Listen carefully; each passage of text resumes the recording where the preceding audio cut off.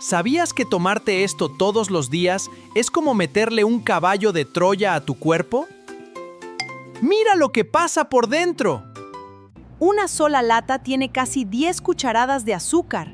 De golpe, tu cuerpo recibe una bomba de energía falsa que satura tu páncreas.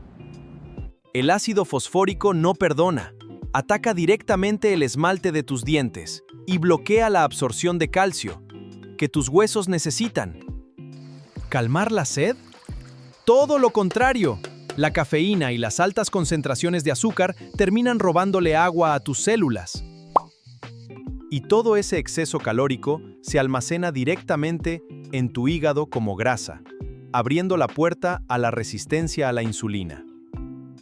Nadie dice que nunca te des un gusto, pero hoy elige con cabeza, pásate al agua y dale a tu cuerpo el respiro que merece.